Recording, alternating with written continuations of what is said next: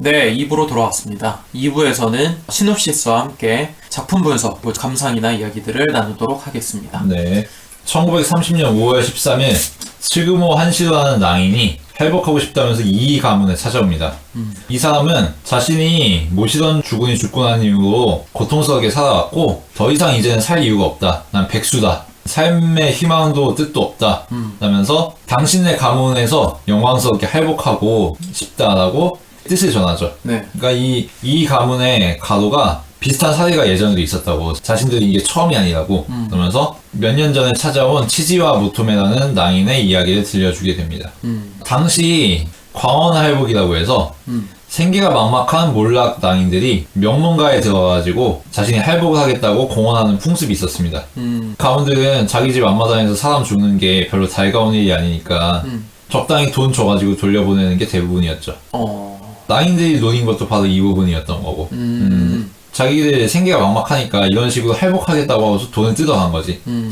그래서 이 가문 같은 경우도 그런 걸 몇 번 당했고, 이제는 더 이상은 못 봐주겠다. 우리가 본때를 한번 보여줘야겠다 하고서 자신들에게 할복을 하겠다고 찾아온 치지와 모토메라는 낭인을 진짜로 할복시킨 겁니다.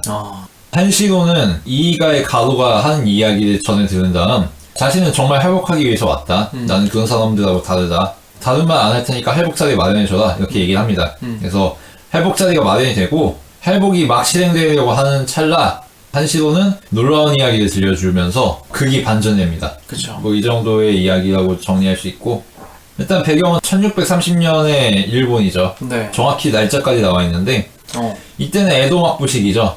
전국 시대가 막 끝나고 에도 막부가 들어서면서 사무라이들의 존재 가치가 사라진 시기죠. 왜 사라진 거죠? 그러니까 사무라이의 존재 가치는 뭐야? 전투잖아, 전투. 그쵸. 전투인데 전국 시대가 끝났잖아. 평화의 시대가 왔단 말이야. 에도 막부가 들어섰으니까. 나라가 통일됐으니까. 그럼 이 사람들 어디다 써먹을 거야? 써먹을 데 없단 말이야, 사실. 그러면은 나는 솔직히 나는 궁금한 게 사무라이에서 그냥 농민 되면 안 되나? 해봤어야 알지, 뭐. 농사 짓는 게 쉬운 게 아니잖아. 그치. 뭐 농사 노하우도 없고 평생 해온 거는 칼로 밥 벌어먹은 거밖에 없는데 뭐. 그리고 사무라이가 전투 요원이기도 하지만 대부분은 선비에 가까운 그런 계층이었단 말이야. 그러니까 교양과 예법을 배우고 전달하고 그 귀족 사회에 수용되는 이런 인물들이었는데 자신의 존재의 구실을 잃고서 백수로 전락하면은 그냥 쓸모없는 인물이 되는 거지.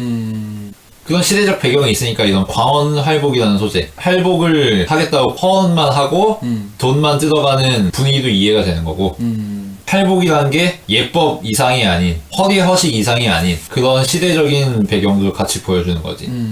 그리고 이 중심에 츠구모 한시도라는 인물이 있는 거고. 일단 이 이야기는 사무라이들의 이야기라고 볼 수 있잖아. 그렇기 때문에 할복이라고 하는 문화와 함께 사무라이를 어느 정도 이해해야 이 영화를 봐야 되지 않을까라는 생각을 나는 했었는데, 영화 보기 전에 그런 거에 대한 우려가 전혀 없더라고. 우리가 그냥 피상적으로 알고 있는 사무라이에 대한 정보만 있어도 충분하지. 사실 사무라이라고 하는 것을 전혀 모를 만한 서양인이 봐도 이 영화의 초반에 나오는 그 묘사를 통해서 이 사람들이 어떤 인물인지는 어렴풋이 예측이 갈 것 같아. 기사도 같은 거지. 그러니까 처음에 보면은 이게 대화로 이루어져 있고 흥미로운 이야기를 통해서 시작을 하잖아. 어떤 남자가 할복을 하러 왔는데 사연을 구구절절하게 대화를 통해서 알려주지. 그리고 알고 보니까 그 전에 왔었던 사람이 또 있었던 거고. 근데 그 와중에 이야기하는 대화 상황에서의 그들의 엄숙함 같은 게 있잖아. 무릎을 꿇고 서로 독대하면서 저음으로 결심한 듯이 얘기하는 그 장면 자체가 철저하게 예법을 따르지. 그것을 따르는 것 자체가 지금 이 이야기를 하는 이 인물들이 보통 인물들은 아니구나. 그러니까 사무라이에 대한 기본 지식이 없어도 충분히 영화적인 분위기나 연출을 통해서 알려준다. 그리고 그 상황에서의 엄숙함, 이게 얼마나 중요한 사건인지 그거에 대한 연출이 굉장히 빼어났다는 생각이 들었어. 근데 알고 보니 그 엄숙함이라는 게 결국 허위였구나 라는 게 드러난다는 거지. 극이 반전되면서. 사실은 이 츠구모 한시도가 치지와 모토메 장인이었던 거잖아. 그치. 그리고 치지와 모토메는 처자식을 먹여 살리기 위해서 그랬을 뿐이고, 그랬다가 개망신당하고 죽은 거 아니야. 그러니까 이 츠구모 한시도가 사위의 복수를 하기 위해서 온 거지. 여기서 가장 중요한 대립항이라면은 계급적인 게 있겠지. 이 가문으로 대표되는 귀족 계급, 명문가 계급에서는 사무라이로서의 무사의 정신이 굉장히 중요한 가치란 말이야. 그치. 자신들의 존재 근거를 이루고 있는 이념인 거지, 이념. 근데 하층민은 어때? 뭐 그게 좋다 이거야. 근데 먹고 살기 바쁜 사람들이잖아. 그치. 그러다 보니까 고결하기가 힘들지. 당장 처자식 죽어 넘어가게 생겼는데 아무리 내가 고결한 가치에 헌신하고 싶어도 그렇게 될 수가 없는 거지. 일단 밥부터 빌어 먹어야 되고. 그러니까 치지와 모토메라는 인물이 대나무 칼을 가지고 광원 할복을 하러 간 사연도 이해가 돼.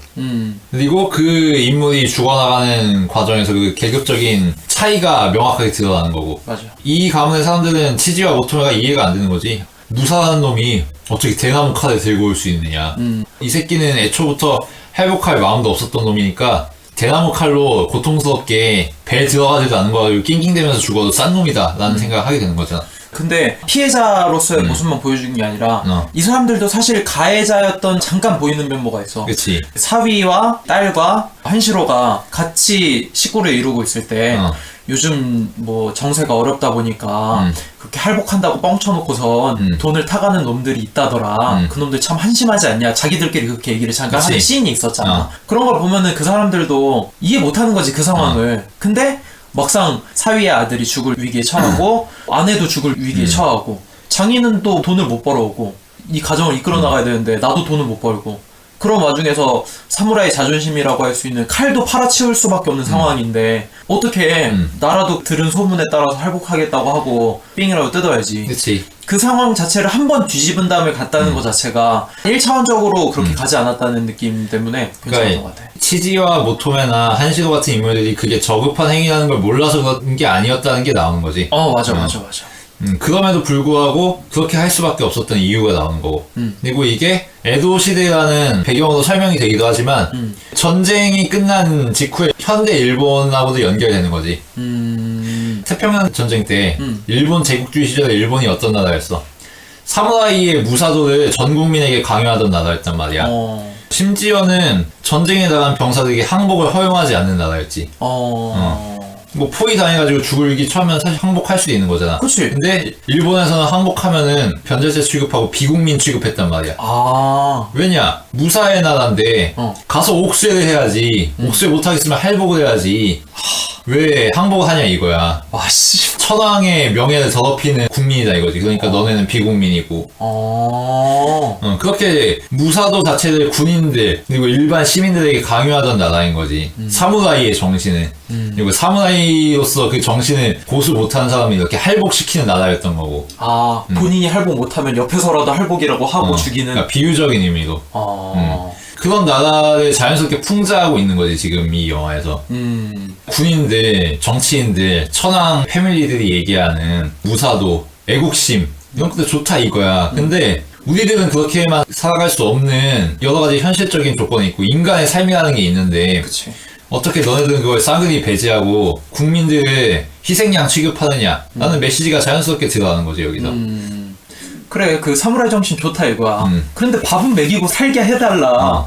그러면서 자연스럽게 사무라이 정신으로 대표되는 이념, 이데올로기 이런 것들이 가지는 허구성이 드러나는 거지. 그게 가장 절정으로 드러나는 게 한시도가 할복하기 직전에 털어놓는 사연들을 통해서 이야기가 되잖아. 물론 그 이전에 치지와 모토메가 죽어 넘어가는 과정도 이데올로기의 폭력이지. 그치. 근데 이 이데올로기가 철통 같은 거였냐? 아니란 말이야. 이데올로기를 수호하고 있던 그 수호자들, 3명. 귀족들, 저스티스 리그들 말하자면 어벤져스들 어떻게 됐어? 자기들이 평소에 개무시하던 시정작배 한시도에게 떡발린 인물들 아니야. 그치. 고작 상투 잘렸다고 출근도 못하고 쪽팔려가지고 치지와 모토메는 배가 갈려가지고 죽었는데 얘네들은 겨우 상투 잘렸다고 얼굴도 못 들고 다니잖아. 맞아. 여기서 이 이데올로기의 허구성이 드러나는 거지.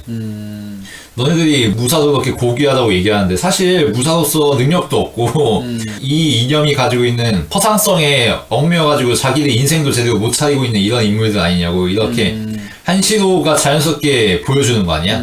이 장면도 상당히 인상적이었고. 그러니까 3명의 사무라이들이 상투가 잘린다는 비유도 굉장히 상징적인 것 같아. 그러니까 주인공 한시로가 15년 만에 전투를 했다 그러잖아, 얘기하면서. 그치. 아니 15년 만에 칼 잡고 실전에 뛰어든 사람한테 상투가 잘릴 정도의 현역 보디가드라면은 얼마나 무능력한 거야. 그치. 말도 안 되는 그리고 거지. 얘네가 이 가에서 최강의 무사 3명이라고 하는데. 그치. 근데 이게 그럴 수밖에 없는 게 전국시대 사실 끝났잖아. 그래서 한시로 같은 사람 백수된 거 아니야. 치즈와 모토메도 그렇고. 그치. 얘네들도 유력 가문에 취직은 했지만 실제로 전투를 접한 지가 한참 됐어. 그냥 말로만 사무라이 하는 거지 사실은 족도 없는 애들이라는 거지. 근데 그런 애들이 이미 수명이 다한 무사의 도덕을 하층민들에게 강요하고 있다. 여기서 비판의 지점이 명확해지는 거지. 그 비판의 지점도 명확했던 게 모토메가 죽은 다음에 그 시체를 집으로 가져가잖아. 그때 모습 보면은 굉장히 졸렬하잖아. 아니 사람이 활복해서 죽었는데 조롱하고 있잖아. 대나무 그치. 칼이나 갖고 나와가지고 속셈은 뻔했지만 결국 할복은 했다. 이런 놈이 죽었으니까 뭐 시체 가져가라. 뭐 이런 식으로 가버리는 그 모습. 비겁한 놈들 이거지. 그런 거지.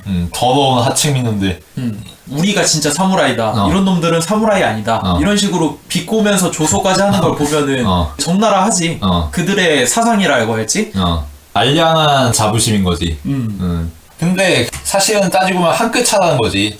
자기들도 치지와 모토메처럼 될 수 있었던 사람들이거든. 칼도 제대로 못 쓰고 상투 하나 잘렸다고 대성통곡을 하고 그런 놈들이 치지와 모토메 같은 한층민과 뭐가 그렇게 크게 다르겠냐는 거지. 그리고 그 다를 거 없는 인물들을 갈라놓은 거는 철저하게 이 사무라이 이념 그리고 이 사회의 계급 구조라는 거지. 그러니까 정리를 하자면은 정시대가 끝난 에도마포 시대에 사무라이 정신이 아주 철저한 가문이 있었고 그곳에 돈이 필요해서 왔던 모토메가 할복을 당해서 죽게 된 거지.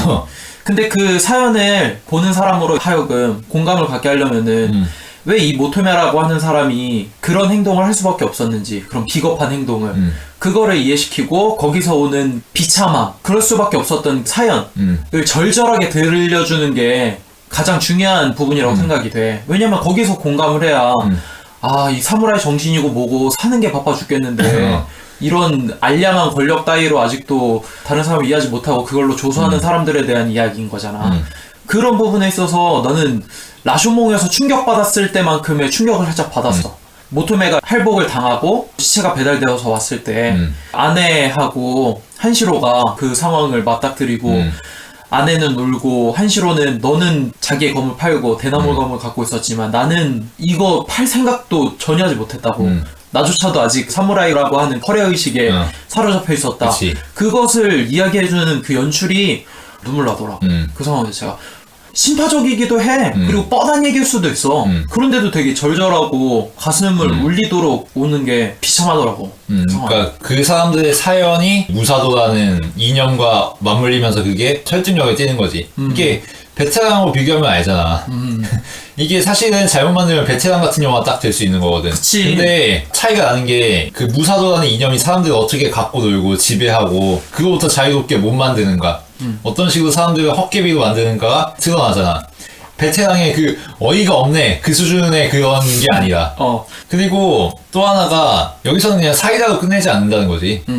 결말부에서 드러나듯이 한시로가 이 가문의 폭력성에 분노를 느껴서 거세게 반항하고 3명의 무사들을 병신 만들어버리고 이 가문도 쑥대밭으로 만들지만 결국은 입막음 살해 당하는 거잖아. 그치. 근데 이 살해를 당하는 게 그냥 패배주의냐? 그건 또 아니란 말이야. 어떤 식이냐면 이 사람이 죽기 전에 이 가문에서 마스코트로 여겼던, 상징으로 여겼던, 갑옷을 여겼던 갑옷의 가치를 완전 개 작살내놓고 죽는 거잖아. 그치. 그러면서 이게 단순한 패배주의도 아니고 그렇다고 사이다도 아닌 적절한 지점을 굉장히 잘 찾았다는 거지. 한시로라는 남자의 한 위기 이런 거 가지고 이 거대한 체제를 붕괴시킬 수는 없다. 나약한 개인들은 이 체제로부터 지배당하고 압제당할 수밖에 없고 앞으로도 무사도라는 가치에 의해서 억압을 당할 것이다. 하지만 그렇다고 그게 끝이 아니라는 거지. 이 무사도라는 가치가 허구라는 것을 계속 드러낼 수 있다면은 이 모순을 극복할 여지도 있는 거 아니냐는 희망적인 메시지도 섞여 있는 거지. 그렇게 절망과 희망을 동시에 아주 설득력 있게 둘 다 병치시켜놨다는 점. 어설픈 타협 정도가 아니라 그 점이 이 영화의 설득력 있는 부분이라고 생각해. 그 마지막에 갑옷의 가치를 떨어뜨린 부분도 중요한 것 같고 상투를 자른 다음에 상투를 바닥에 버린 다음에 하인들이 그걸 치우잖아. 그 장면 통해서도 꽤나 인상적인 그치. 울림을 준 것 같고. 그러니까 이 영화는 칭찬할 수밖에 없는 게 방금 베테랑 얘기하기도 했지만 좌파, 사회적, 뭐 사회파 이런 이야기를 하면은 직접적으로 하면은 베테랑처럼 굉장히 가볍고 날것이 돼버린단 말이지. 그치. 잘 쳐줘야 드라마 추노처럼 되는 거지. 근데 이런 권력에 있어서의 허례허식, 그들만의 세상, 그런 것들을 사무라이라고 하는 문화, 허세, 이런 것과 굉장히 잘 병치시켰고, 스미스 말대로, 그거를 거의 예술 수준으로 연출을 하다 보니까, 아, 이 이야기가 베테랑이나 그런 날것을 보여주면서 사이다스러운 대중들이 원할 만한 그런 것과 다른 지점이다. 그래서 예술 영화고 위대하다고 얘기할 수 있겠구나. 라고 하는 것 같아. 그러니까 내가 예전에도 얘기했지만 예술은 현실을 그대로 복제하는 게 아니거든. 평행 세계가 돼야 된단 말이야. 우리가 살고 있는 이 세계에 거울이면서 이 세계와는 다른 걸 보여줘야 되는 거지. 뭐 베테랑도 있지만 그거보다는 수준이 높은 웰메이드 영화들, 뭐 사회고발 영화들 그런 것들 있잖아. 변호인이라든지 아니면 스포트라이트라든지 그런 웰메이드 영화들 물론 베테랑처럼 수준 낮진 않지. 근데 그런 영화들이 가지고 있는 문제라면은 현실의 정의 혹은 상식 개념 이런 것들을 북붙하는 수준에서 크게 나가지 못한단 말이야. 뭐 우리가 생각하는 정의로운 사회관 같은 거 있잖아. 어떤 식으로 우리가 제정신을 가지고 개념을 가지고 살아가야 되는가. 그거를 설득력 있고 진지하게 이야기하긴 하지만 결국은 현실 윤리의 재반복이란 말이야. 근데 이 할복 같은 영화는 어때? 현실 윤리를 재반복하지 않아. 사무라이의 윤리를 반복하는 것도 아니고 사무라이의 윤리를 비판하는 그런 또 다른 윤리 또 재반복하는 것도 아니야. 그 두 가지를 엮어내면서 자연스럽게 사무라이 이념이 가지고 있는 허상성도 보여주고 또 현실이 가지고 있는 한계도 보여줘. 그러면서 이 할복이라는 영화 자체가 또 하나의 현실이 되고 현실과는 다른 현실이 되는 거지. 좋은 영화라고 생각해. 확실히 이 영화의 제목은 할복일 수밖에 없지 않나? 라는 생각이 들어.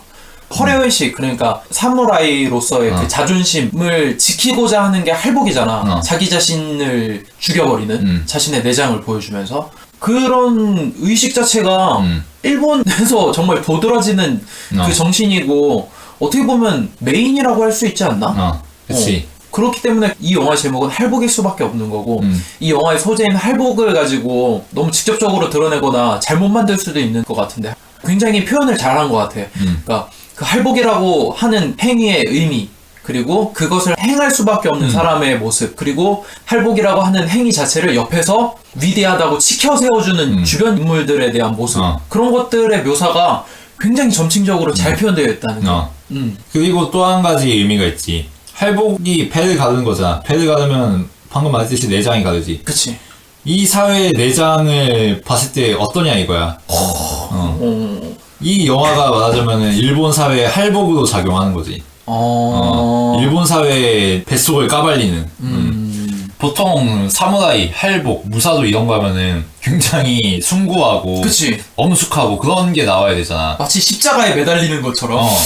근데 그런 거에 자연스럽게 비틀었다는 거지 아주.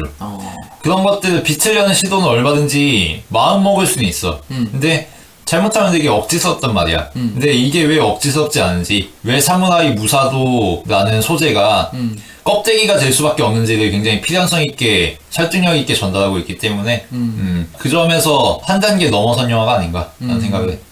그리고 이 영화가 단순하게 할복 자체를 깔끔하게 하는 모습을 보여주지 않고 그 대나무 칼로 진짜 처절하게 보여준 다음에 사위가 혀를 깨물고 자살할 수밖에 없는 상황을 보여주잖아. 그치. 원래 사무라이들이 할복할 때는 배를 가른 다음에 뒤에서 목을 쳐줘가지고 편하게 가게 해주지. 근데 그치. 편하게 가게 해주지도 않아. 왜냐면 너는 대나무 칼 갖고 와가지고 할복하러 온 놈이거든. 그러니까 우리는 너가 대나무 칼로 배를 가를 때까지 목을 쳐주지 않을 거야. 이거 아니야. 근데 대나무 칼로 배를 어떻게 갈라? 그래. 그러니까 혀를 깨물고 죽을 수밖에 없는 거지. 사실 대나무 칼이 아니더라도 진짜 칼로도 가를 수가 없을 수 있잖아. 실제로도 너무나도 힘든 의식이기 때문에 부채로 가르는 신용만 하고 목을 한 번에 자르는 경우도 있었다고 하더라고. 그치. 하여튼 그 상황 자체를 굉장히 잔인하고 직접적으로 보여주잖아. 거의 뭐 19금이지 말 그대로. 그 장면을 보여주는 의미가 정말 얼마나 이게 부당한 건가 그리고 그 부당함을 얼마나 그 주변 인물들, 사무라이라고 하는 인물들이 강요를 하는가, 즐기고 있는가. 그게 정말 너무 적나라하게 드러나갖고 굉장히 불편하지.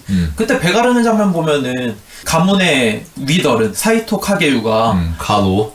상체를 앞으로 숙이면서 엄청 집중해서 그 모습을 지켜봐. 그러면서 배를 갈라라! 막 이러면서 소리 지르기도 하고. 그게 얼마나 폭력적인 거고 말이 안 되는 건지를 그 장면을 통해서 확실하게 각인시켜줬다는 느낌이었어. 이 할복이라고 하는 소재를 이렇게까지 표현했다는 점이 대단한 생각이 확실히 들고 한 큐에 몇을 까는 거야. 맞아. 그리고 주목해서 봤던 것 중에 하나는 가로뿐만 아니라 그 옆에 있는 사무라이들이 그치. 동그랗게 앉아서 그 장면을 쳐다보고 있잖아. 그 사람들의 디테일한 액션 같은 것들이 한꺼번에 보여지지. 그것도 볼만했던 지점이었던 것 같고 주인공 한시로가 이런 얘기를 해. 죽기 전에 내 이야기 한번 들어보지 않겠느냐고. 그러니까 가로가 죽기 직전에 이야기하는 사람의 말은 들어볼 가치가 있다. 분명히 너희들도 배우는 바가 있을 것이다. 라고 그렇게 얘기를 해주지. 그 다음에 그 이야기가 결국 자기한테 불리한 이야기가 되니까 그거를 전복시키는 장면.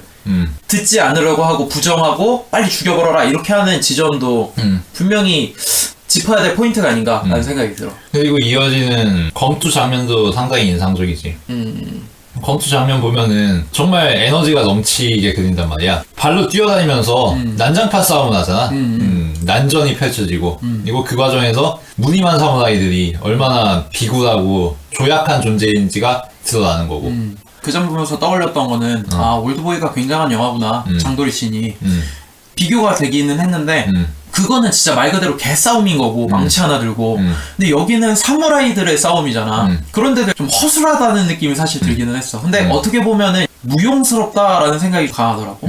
무용에서 보여줄 법한 그런 움직임? 그런 게 보여서 인상적이기도 했고 근데 난 사실 거기에서 좀 웃었던 게 내가 지하철 탈라 그러면은 양팔을 내 가슴으로 밀착시켜갖고 X자 만드는 그거 있잖아. 난 그렇게 해서 지하철 타거든. 근데 그 모습을 딱 보니까 좀 웃기긴 했어 갑자기. 그게 다른 얘기긴 한데 근데 그 장면은 확실히 액션에 있어서의 리얼함을 평가하기보다는 주인공 한시로의 위세랄까? 40명 넘게 싸우는데 당연히 죽을 게 뻔한데도 불구하고 지지 않으려고 하는 고집하고자 하는 집념이 보였었던 것 같고 마지막에 가문의 갑옷인 그 갑옷을 들고 움직이는 장면도 인상적이었다. 그리고 그것을 가로가 계속 듣고 있잖아. 다른 방에서 무릎 꿇고 괴로워하면서 마주하려고 하지 않고 끝까지 버티는 그 사람의 하고자 하는 너네들의 그 허례허식에 대한 비수 같은 것을 계속 들려주는 소리 같아서 그 장면 자체도 영화적으로 되게 인상적이었다라는 생각이 들었지. 라쇼몽하고 좋은 비교가 될 것 같은데 라쇼몽도 격투 장면에서 굉장히 비루하잖아. 멋있는 무사들 대결 이런 거 안 나와. 그냥 땅바닥에 떼굴떼굴 구르면서 맞아. 치고받고 한단 말이야. 그 정도까지 비루하진 않지만 여기에 나오는 인물들 중 목숨을 아끼지 않고 싸우는 인물은 한시로 하나밖에 없었다. 라는 걸 정말 잘 보여주지 않았나. 근데 나는 마무리가 살짝 의아하긴 했어. 그 총을 쏴서 죽는 거잖아. 그 부분은 조금 적나라하다 싶기는 했어. 그러니까 무사로서의 칼 대 칼이 아니라 결국 총으로서 진압을 해버리는 그러한 정신을 그런 부분은 직접적이지 않았나라는 생각이 들기는 했어. 그래도 전개의 균형을 맞추는 게 그렇게 사태가 정리되고 나서 철저하게 이의가의 입장에 따라서 결과가 발표되고 정리되고 전승되지. 그런 씁쓸한 뒷맛이 있기에 서사 전개상의 균형이 맞지 않았나? 그리고 지금 생각났던 건데 봤을 때 그 칼 싸우는 씬에서 인상적이었던 거 하나는 그 무리들이 동시에 움직여 마치 군무를 치듯이 발 한 발을 맞춰서 쿵 이렇게 한 번씩 움직인다는 거지 동시에. 그런 장면을 봤을 때는 이게 리얼함을 추구하는 무술은 아니구나 액션이 아니었구나 그런 게 확실히 느껴지는 지점이었지. 그럼 슬슬 정리를 하면서 마지막을 이야기하도록 하죠. 인상적인 장면 얘기를 해봐야 될 것 같아요. 워낙 인상적인 장면이 많아서 이 영화를 보면 카메라 구도가 굉장하죠. 제일 잘 보이는 거는 아랫사람의 입장에서 보여주는 시점이랑 윗사람에서 보여주는 시점 그게 굉장히 적나라하게 드러나는데 하이앵글과 로우앵글을 섞어서 보여주지. 네, 특히 어느 부분이냐면은 한시로가 무릎을 꿇고 정원에서 이야기를 하고 있을 때 가로가 이야기를 듣습니다. 근데 카메라는 그 둘을 동시에 담아두죠. 가로의 얼굴을 가깝게 담아주고 밑에 있는 한시로도 같이 얼굴을 담아주는데 그때 굉장히 흥미로웠어요. 이야기를 하고 있고 한시로는 이야기를 통해서만 진행이 되지만 그것을 듣는 가로의 얼굴로 하는 리액션이 지루하지 않다라는 생각도 들었고 그 이야기를 들은 즉시 반응하는 그 상대방의 얼굴을 바로바로 볼 수 있는 거잖아. 그런 거를 봤을 때 그래 카메라 이렇게 써야 재밌지. 대화만 해서는 당연히 영화가 재미가 없는데 이러한 장면을 보여주면 당연히 재밌을 수밖에 없지라는 생각이 들었고 리버스 샷이 계속 반복되니까. 네. 그리고 독특했는데 일본스럽고 효과적이었다라는 생각이 드는 점 하나는 뭐였냐면은 사위가 진짜 할복하기 직전에 뭐 할복하라 뭐 이렇게 하니까 카메라가 갑자기 급 클로즈업 하면서 대각선으로 삐뚤어지면서 인물의 얼굴을 확 담아줘요. 그치. 그때 보면은 만화스럽기도 한데 엄청난 그 임팩트랄까? 재미있었다 라는 생각도 들고 인상적인 장면 중에 하나는 카메라가 천천히 움직이는 거지. 특히 어느 부분이냐면 마지막에 전투씬이 일어날 때 가로가 방으로 들어와서 혼자 무릎 꿇고 전투 나는 소리 듣고 있고 카메라가 서서히 움직이죠. 어느 정도냐면은 작년에 나왔던 레버넌트에서 그 숲을 천천히 카메라 앵글로 움직이면서 담아주는 그런 장면이 있었잖아요. 그러니까 그런 카메라 무빙을 통해서 다이나믹함도 보여주면서 정적인 것도 같이 가져가는 거지. 이게 카메라가 계속 편집되고 아니면 앵글이 확확 바뀌고 이러면은 난잡하다는 느낌이 들잖아. 근데 이런 식으로 느린 속도로 무빙 시켜주면은 묵직하면서도 움직임이 들어가는 그런 효과가 있으니까 좋았던 것 같아. 그리고 인물도 그런 장면에서 우악스러운 모습을 보이거나 행동을 취하는 게 아니라 얼굴로 진지한 표정을 담고 있고 관객의 이목을 끌어내지. 묵묵히 생각하고 얌전히 있으니까 그 상황에서의 긴장감과 그 사람의 생각이 나한테 들리는 듯한 효과가 들어서 이거는 그냥 정석이네 라는 생각이 들 수밖에 없었던 것 같아요. 네. 이 정도로 하고 마무리와 별점을 이야기하도록 할까요? 저는 일단 이야기만 풀자면은 새로움이나 엄청난 효과를 주기에는 어렵다는 생각이 들었어요. 왜냐면은 어떻게 보면 심파적으로 빠질 수도 있고 좀 잘 짜여진 이야기 정도, 그러니까 레전드다 라고 얘기하기 어려울 수 있을 이야기 구조라고 생각을 했거든요. 이 이야기가 설득하기 위해서는 거짓 할복을 하면서 위장할 수밖에 없었던 그 상황을 잘 연출해줘야 된다는 생각이 들었어요. 그것이 공감되지 않으면은 그냥 뭐 그냥 심판해 그러니까 그런 선택을 했구나 그냥 이런 정도로 머물렀을 것 같은데 이 남편이 어떻게 자기의 칼도 팔고 아내와 아들을 살리기 위해서 모든 자존심을 버리고 그 상황까지 이를 수밖에 없었는지 연출을 잘 해줘야 된다는 생각이 들었는데 경기가 안 좋으니까 돈을 벌려고 인력 시장 같은 데 가잖아요. 갔는데 뭐 칼 차고 있으니까 뭐 당신 같은 사람들은 사고 칠 수도 있으니까 안 받아준다고 가라 그러잖아요. 그때 갈 때 보면은 쓸쓸한 한 남자의 뒷모습이 걸어가고 있고 오른쪽 풍광에는 구름이 하늘에서 천천히 다가오고 있고 엄청나게 광활한 산이 보여져요. 그러니까 그 대자연 속에서 막막한 거지. 아무것도 할 수 없는 한 인간의 뒷모습이 너무 고독하고 쓸쓸해 보이더라고. 그거 보면서 이 사람이 한 가정을 이끄는 데 있어서 가장의 부담감이랄지 그게 어느 정도 수준인지 정말 모든 자연을 헤아려도 차고 넘칠 만큼의 고민이라는 거지. 그런 걸 봤을 때 사실 이 영화는 사랑 영화가 아닌가 라는 생각을 해보기도 했어요. 이건 내가 골라도 문제가 되지 않았을 것 같은데? 라는 느낌. 그러니까 장인과 사이의 브로맨스야? 아니 그런 건 아니고 이제 한 가장으로서 아내는 죽어가고 있고 병 들어서 자기 자식은 지금 진짜 죽고 있고 병 걸려서 죽기 직전이고 그 와중에 이 가정을 위해 자신을 희생한 거잖아. 사랑하기 때문에. 그 중압감이 너무 연출이 잘 돼서 숙연해질 수밖에 없더라고. 그리고 그렇기 때문에 이 사무라이라고 하는 그 허례허식 그것을 묻고 싶은 거지. 이렇게까지 사람들을 비참하게 만들어서 너네가 얻는 것은 무엇이냐? 사실 실력도 없는 것들이. 역시 사랑한다면 이런 것까지 할 수 있구나. 그런 생각도 혼자 해보게 되고. 그래서 저는 명장면으로 뽑는 건 그 모습이었어요. 이 넓은 세상 천지를 뒤엎고 모든 것을 끌어안고 갈 만한 고민을 가진 그 한 남자의 뒷모습이 정말 연출이 잘 됐다. 그 장면이 정말 대단하구나 라는 생각이 들었고 별점을 주자면은 이 영화는 5점이죠. 5점이 아니라 사실 10점 줘야 될 것 같아요.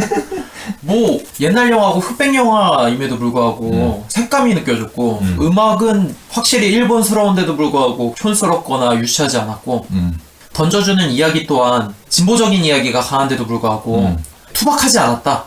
예술이라는 단어를 언급할 수 있을 정도의 연출이었다라는 느낌이 들었고 뭐, 이 영화의 장점이라면은, 군더더기가 그렇게 많지 않다는 거지.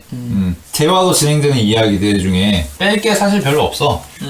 사연이 구구절절하게 들어가면서 꽉 짜여졌다는 느낌을 주거든. 그리고 그 이후에 이어지는 한시도와 사무라이들의 대결, 그리고 집단 전투, 그리고 그 사이에서 보여지는 이이가 가로의 반응, 이런 것들이 다 굉장히 정교하게 맞물린단 말이야. 잉여라고 할 거 없이. 이렇게 각각의 요소들이 고유성을 가지고 완결성을 가지고 하나의 체계 안에 꽉 짜여져 있다는 거, 이 점에서 높게 평가할 수 있을 것 같고, 한 50년 먼저 나온 위플래시 같은 영화가 아닌가?